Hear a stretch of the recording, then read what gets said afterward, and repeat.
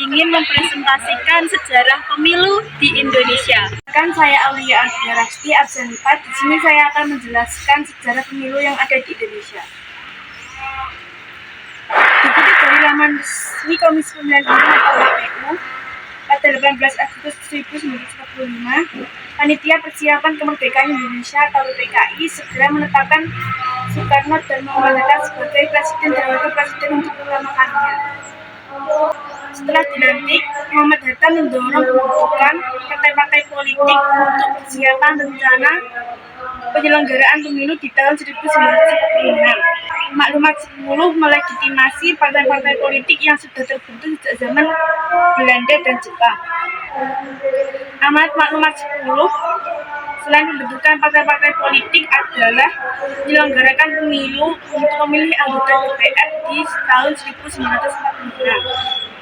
Sayangnya, rencana tersebut tidak dapat terlaksana karena tidak adanya perundang-undangan untuk mengatur penyelenggaraan pemilu, rendahnya stabilitas keamanan pemerintah, serta pemerintah dan rakyat yang fokus mempertahankan kemerdekaan. Perkenalkan, nama saya Nur Aziza, absen 30. Hari ini saya akan menjelaskan sedikit tentang pemilu pada tahun 1955. Pemilu nasional pertama di Indonesia dilaksanakan sebanyak 2 kali untuk memilih anggota DPR pada 29 Desember 1955 dan anggota konstituante pada 25 Desember 1955. Melansir dari laman Badan Pengawas Pemilihan Umum atau Bawaslu Kota Batam, pemilu pada tahun 1955 menggunakan sistem proporsional, yang artinya kursi yang tersedia dibagikan kepada partai politik sesuai dengan imbangan perolehan suara yang diperoleh oleh partai politik tersebut. Oleh karenanya, sistem ini sering juga disebut sebagai sistem seimbang. Sebab wilayah negara adalah daerah pemilihan, akan tetapi karena terlalu luas, maka dibagikan berdasarkan daerah pemilihan dengan membagi sejumlah kursi melalui perbandingan jumlah penduduk. Pada 5 Juli 1959, Soekarno mengeluarkan dekret presiden, di mana UUD 1945 dijadikan sebagai dasar negara, serta penggantian konstituante dan DPR hasil pemilu dengan DPR GR. Selain itu, Kabinet Gotong Royong dan Ketua DPR, MPR, BPK, dan MA diangkat menjadi pembantu Soekarno dengan jabatan menteri.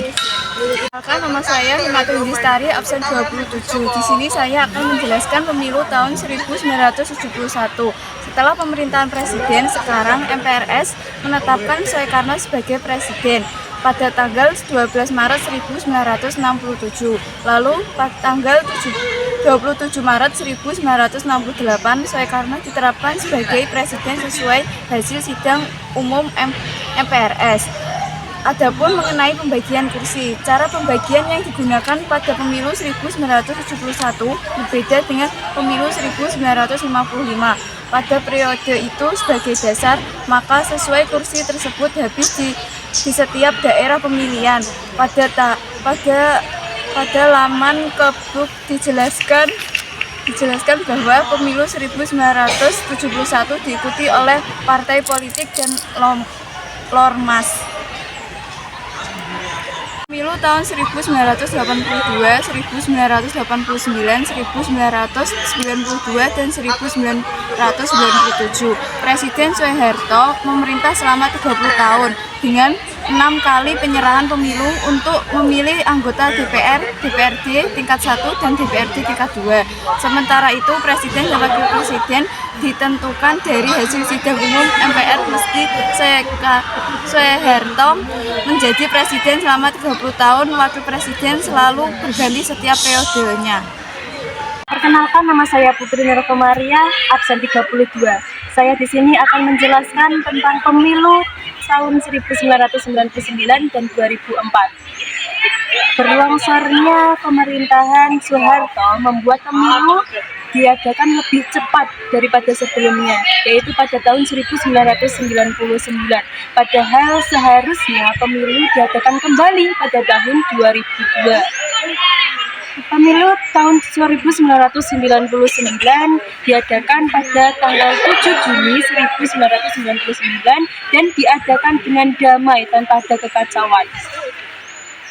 Pemilu ini menggunakan sistem proporsional, namun pemilihan tersebut diambil suara terbanyak dari daerah calon yang akan terpilih.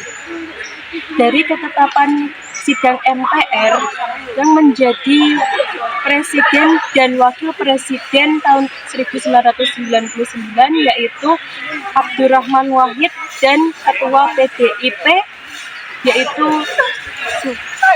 Megawati Soekarno Putri.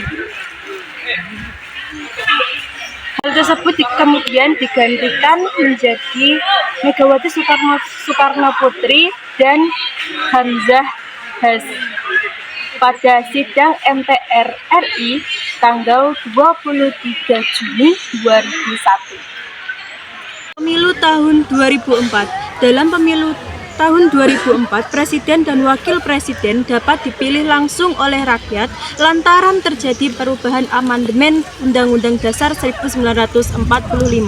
Terdapat dua macam pemilihan umum di periode 2004. Yang pertama untuk memilih anggota parlemen, yang kedua melakukan pemilihan presiden. Selain itu, pemilu periode 2004 dilaksanakan dua putaran. Putaran pertama dilaksanakan pada 5 Juli 2004 dan putaran kedua dilaksanakan pada 20 September 2004. Hasilnya, pasangan Susilo Bambang Yudhoyono atau SBY dan Yusuf Kala terpilih sebagai presiden dan wakil presiden periode 2004 sampai 2009. Perkenalkan, nama saya Sylvie Dwi Wulandani, absen 36. Di sini saya ingin menjelaskan pemilu tahun 2009. Pemilu tahun 2009 dilaksanakan pada 8 Juli untuk memilih presiden dan wakil presiden. Sedangkan pemilu anggota DPR, DPD, dan DPRD dilakukan pada 9 April 2009. Susilo Bambang Yudhoyono kembali terpilih sebagai presiden dengan wakil Budiono untuk periode 2009 sampai 2014. Pemilu tahun 2014. Pada pemilihan umum tahun 2014 pelaksanaannya tidak berbeda jauh dari tahun sebelumnya. Pemilu anggota DPR, DPD, dan DPRD tahun 2014 diselenggarakan pada 9 April dalam negeri dan 30 Maret sampai 6 April 2014 luar negeri.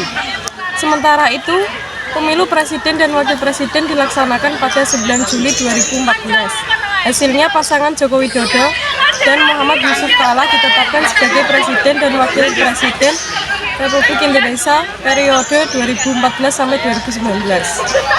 Perkenalkan, saya Elit Sawaridadi, absen 7. Di sini saya akan menjelaskan tentang pemilu tahun 2019. Pemilu tahun 2019 ini dilaksanakan pada 17 April 2019. Pemilu periode ini diikuti oleh 14 partai politik nasional dan 4 partai politik lokal Aceh.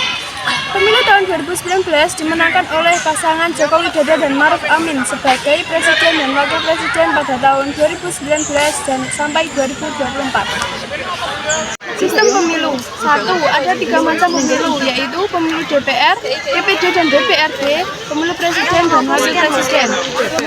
Pemilu DPR dan DPRD menggunakan sistem proporsional terbuka atau suara terbanyak. 3. Dewan Perwakilan Daerah, DPD menggunakan sistem distrik berwakil banyak.